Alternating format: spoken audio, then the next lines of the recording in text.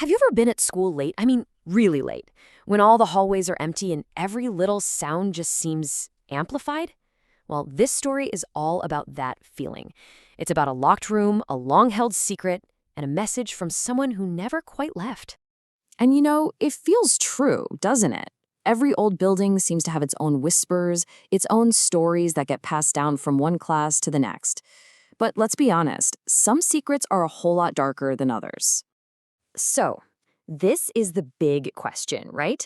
A classroom that nobody ever used. Nobody even talked about it. It's exactly the kind of mystery that just begs you to figure it out.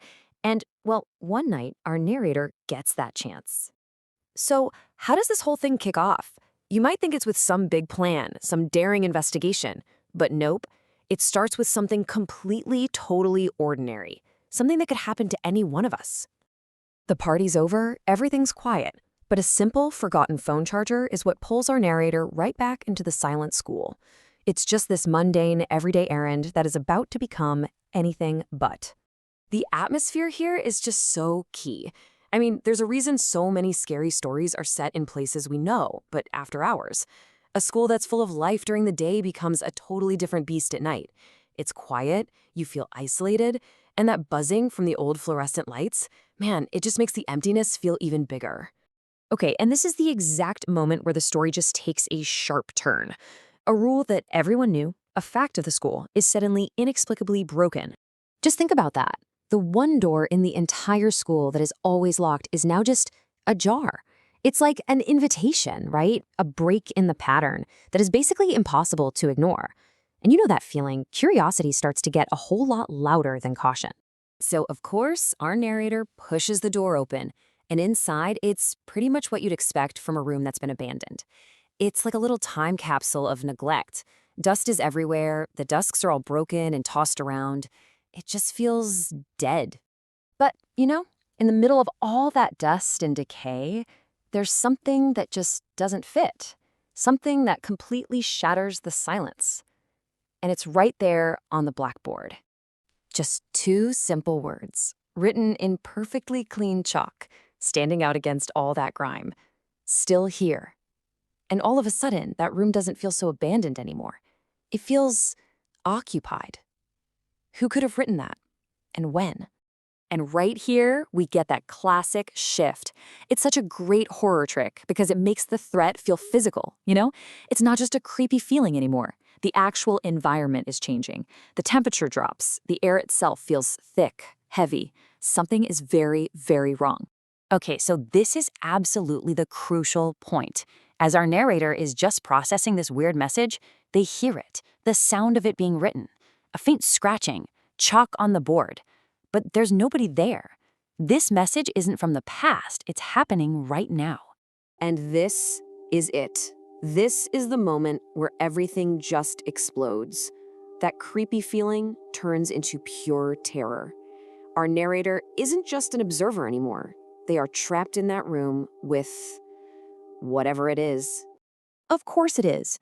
The one way out, the same door that was mysteriously open just a minute ago, is now slammed shut. Can you imagine the panic? The trap has been sprung. And then they see it. Not even a real person, but a shadow. The shadow of a girl just sitting there in the back of the room, like she's been stuck in that desk for years. It's so quiet, so subtle, and just absolutely terrifying. And the voice, it doesn't come from the shadow. It comes from right behind them, a soft, shaky whisper right there in their ear. It's a warning, and it is way, way too close.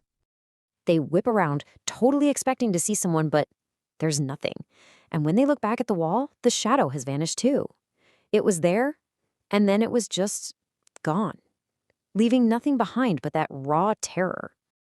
After somehow getting out of there, our narrator has to find answers. And it's the school guard who has them. But the explanation, well, it doesn't make things better. It makes the horror so much deeper. And here it is, the cold, hard story. Each detail just clicks into place, explaining everything that just happened.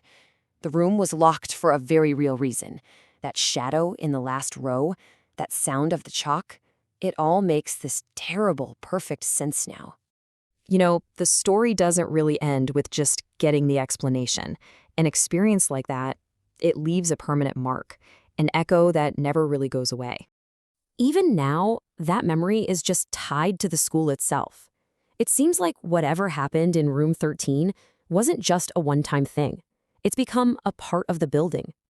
And that sound, what was once a mystery, is now this chilling reminder of the girl who never got to leave detention.